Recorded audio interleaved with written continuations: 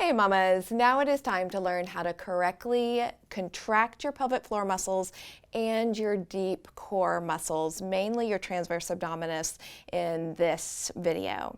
So for us to start, you've already watched the pelvic floor anatomy lecture, but we're going to do a brief recap. So if we're thinking about the pelvic floor muscles that help keep everything shut and all our organs lifted, we've got the 3 layers of muscle.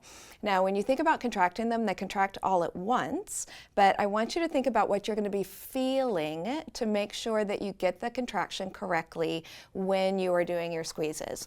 So this most superficial floor, if you're sitting up right now, the superficial floor shuts the openings.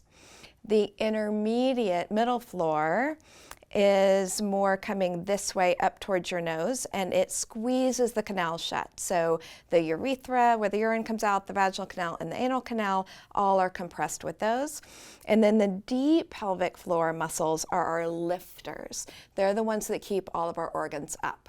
So we're going to try 3 different visualizations to be able to get you to contract and find your pelvic floor well.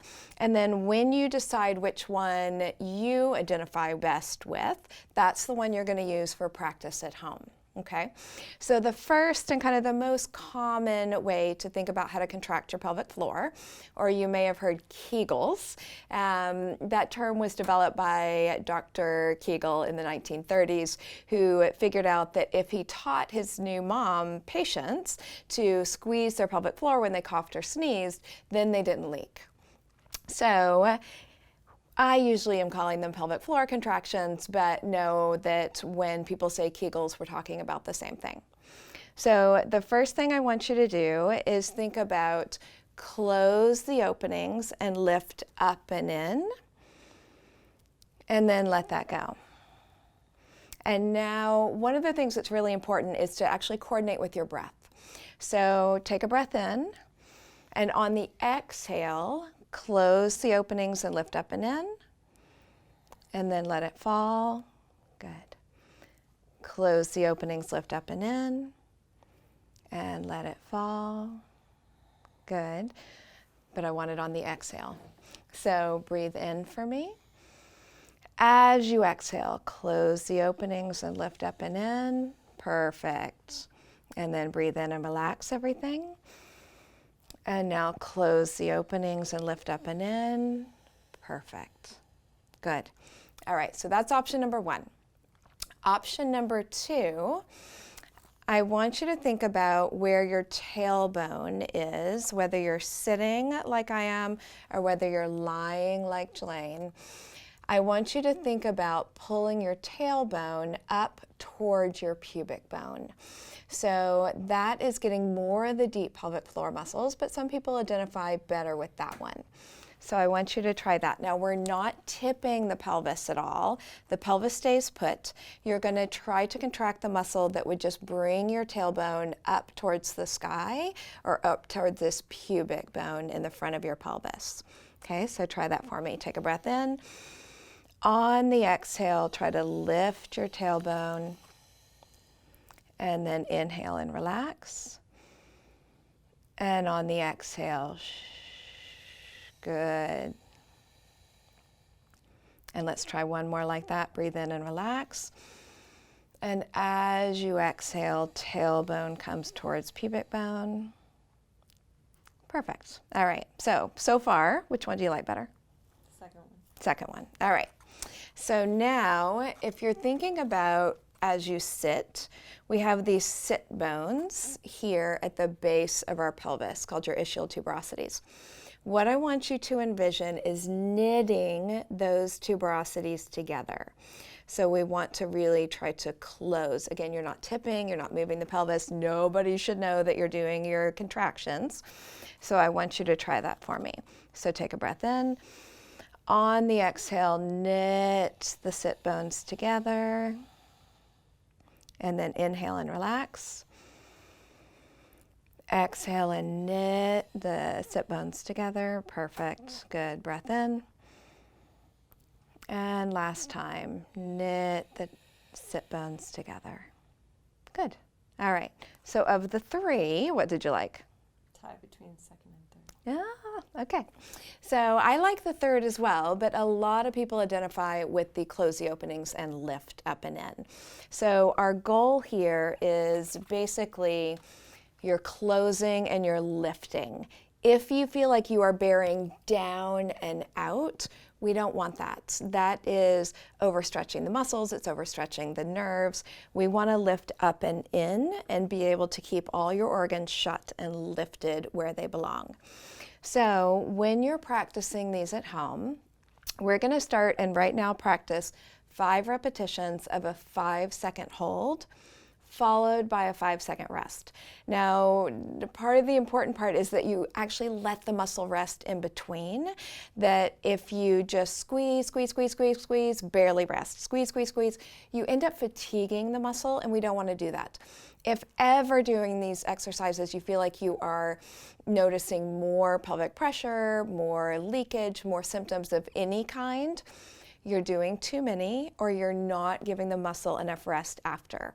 So if you went to the gym and picked up a weight and did 200 bicep curls and didn't rest at all, that muscle would be so fatigued the next day it wouldn't be able to do anything. So very similar in the frequency of doing these. Don't get all excited about doing pelvic floor exercises and go home and say, oh, well, she said to do 10 of these twice a day, I'm going to do 200. The same thing happens. We're going to over fatigue these muscles. We want to respectfully nudge them into getting stronger for us, okay? So endurance is the most important thing for these muscles. The muscles are only 30% fast twitch, so when you cough, you laugh, you sneeze, they should kick in quickly. But 70% of these muscles are slow twitch fibers, meaning they're on just a little bit anytime we're upright. They're keeping everything shut and everything lifted, and they're ready to engage more if we pick up baby, we pick up groceries, we do something to increase the load in our belly. But endurance is the primary role of these muscles. So we're going to try 5 repetitions, and I want you to use whatever visualization worked best for you. And let's practice the slow ones. So take a breath in, and I want you to exhale really slowly for 5 seconds. 1, 2, 3, 4, 5. Good. And inhale and rest. Inhale really slowly. And now blow it out. 1, 2, 3, 4, 5. Good. Inhale slowly and rest. And exhale. 1, 2, 3, 4, 5. And inhale. And blow it out. 1, 2, 3, 4, 5. Good. Make sure you're not holding your breath. And last one.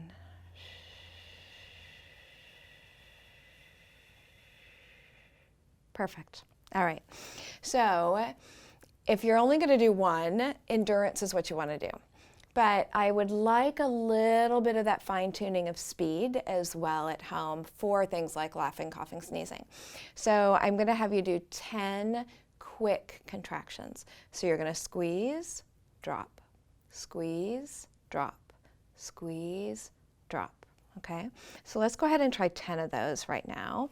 And this is a little harder, obviously, to coordinate with the breath. So as long as you're not holding your breath, I'm okay with an inhale or an exhale with this. Okay, you ready? Mm-hmm. And squeeze and drop.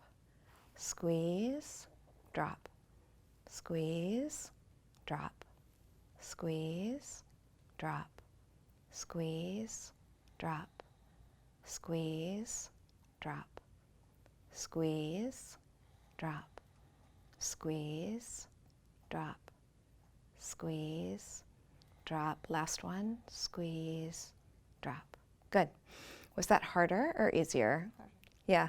So if you have a hard time letting it go that quickly, do a quick squeeze up and then give it a few seconds to come back down and then come back up.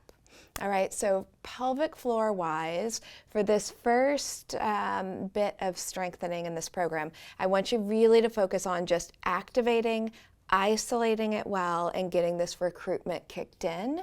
And then as we move forward through the next 4 modules of exercises, then you will learn harder and harder exercises that then add in all these other muscles that help us out.